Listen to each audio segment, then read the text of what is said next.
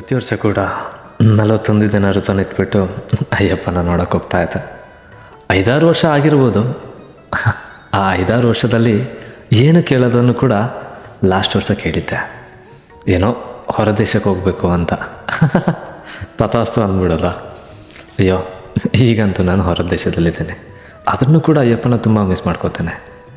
ಅವ್ರನ್ನ ನೋಡದೇ ಇರೋದೇ ತಲೆಯಲ್ಲಿ ಭಾರ ಆಗಿದೆ. ಆ ಭಾರನ ಹೇಗೆ ಇಳಿಸೋದು ಅಂತ ಯೋಚನೆ ಮಾಡ್ತಿದ್ದಾಗ ಪದಗಳ ಮೇಲೆ ಭಾರ ಹಾಕಿದ್ದೀನಿ. ಆ ಪದಗಳನ್ನ ಜೋಡಿಸಿ ನಿಮ್ಮ ಮುಂದೆ ಇಡ್ತಾ ಇದ್ದೇನೆ. ಸ್ವಾಮಿ ಶರಣು ಶರಣೆಂದೇ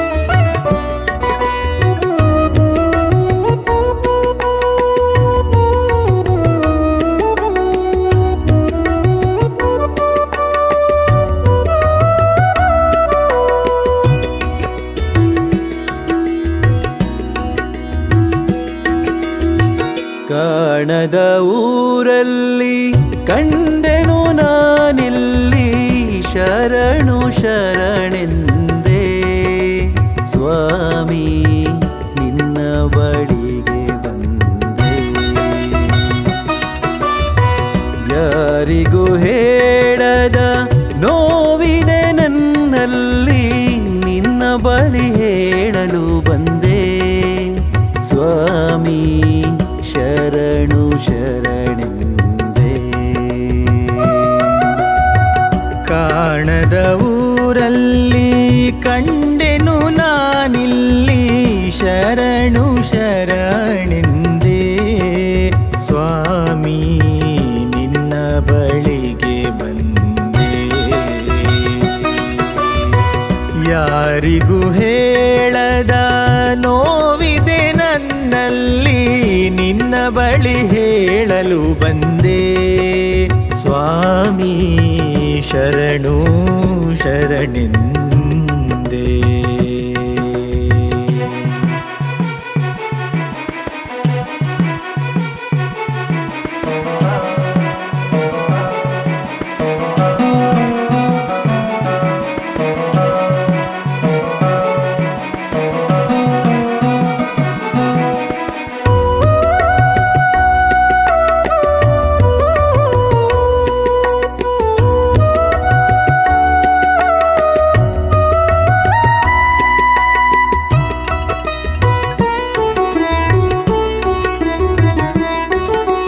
ನಲವತ್ತೊಂದು ದಿನದ ವೃತವನ್ನು ನಾನು ಮಾಡಿರೋ ಪಾಪವ ನನ್ನಿಂದ ದೂರ ಮಾಡಿ. 41 ದಿನದ ವೃತವನ್ನು ನಾನು ಮಾಡಿರೋ ಪಾಪವ ನನ್ನಿಂದ ದೂರ ಮಾಡಿ. ಶರಣು ಶರಣೆಂದೇ ಮನೆಯಿಂದ ಹೊರಗೆ ಬಂದು ಮನದಲ್ಲಿ ನಿನ್ನ ನೆನೆದು ಅಡವಿಯೊಳಗೆ ನಿಂದೆ ಸ್ವಾಮಿ ಶರಣು ಶರಣು ಎಂದೇ ಸ್ವಾಮಿ ಶರಣು ಶರಣೆಂದೇ. ಕಾಣದ ಊರಲ್ಲಿ ಕಂಡೆನು ನಾನಿಲ್ಲಿ ಶರಣು ಶರಣೆಂದೇ ಸ್ವಾಮಿ ನಿನ್ನ ಬಳಿಗೆ ಬಂದೆ.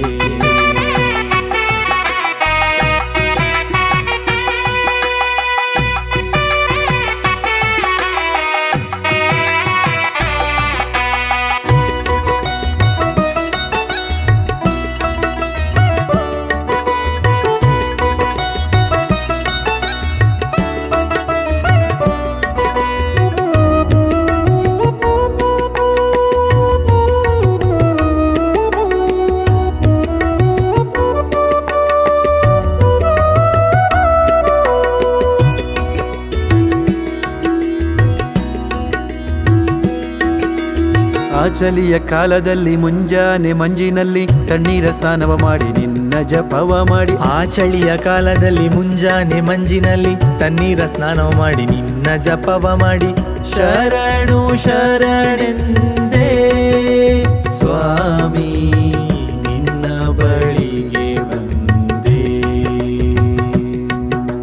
ಸಂಸಾರ ಎಲ್ಲರ ಸಂಗವ ತೊರೆದು ಸಂಬಂಧ ಭಾವನೆ ಬಿಟ್ಟು ನಿನ್ನ ಬಳಿಗೆ ಬಂದೆ ಸ್ವಾಮಿ ನನಗೆ ನೀನೆಂದೇ ಸ್ವಾಮಿ ನನಗೆ ನೀನೆಂದೇ ಕಾಣದ ಊರಲ್ಲಿ ಕಣ್ಣ